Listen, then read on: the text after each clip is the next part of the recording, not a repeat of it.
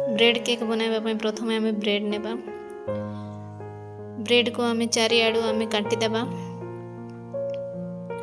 काटला परे आम गोटे बोर्ड रे केक बोर्ड रे को आम सजेकी रखिला परे या परे आम सुगर सिरप देबा जेमति कि केक सॉफ्ट रहइबो। तापरे आम व्हाइट कलर क्रीम रे केक टी को कवर करबा। चारिआडे समान भाव रे आम क्रीम देबा।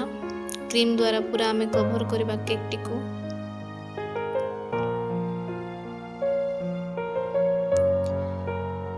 केक टी को समान भाव रे आम साइज कर देबा। ता ऊपर आम स्ट्रॉबेरी क्रश देबा। आम समान भाव रे चारिआडे लगई देबा।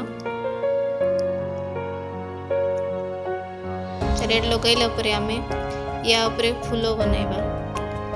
फूल बनाइबा पई मु 2D नोजल सहायता रे व्हाइट कलर क्रीम द्वारा फूल बनाउछि। फूलटी बहुत सुंदर बनाइबा अति सहज। तापर आम छोट नोजल सहायता रे तार बॉर्डर बनाइबा। बॉर्डर देखबा पे बहुत सुंदर।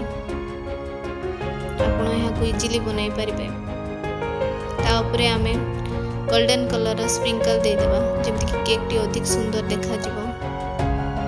ता ऊपर आम रेड कलर क्रीम द्वारा ना लिखि देबा। ना लिखला परे सेम कलर क्रीम द्वारा तार साइड रे आम सजेबा एमती डिजाइन द्वारा।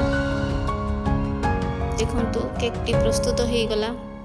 केक टी देखिबा को बहुत सुंदर। आपण माने यहाँ को घरे सहज रे बनाई परिबे। केक टी भल लागिथिले मो चैनल को सब्सक्राइब करंतु।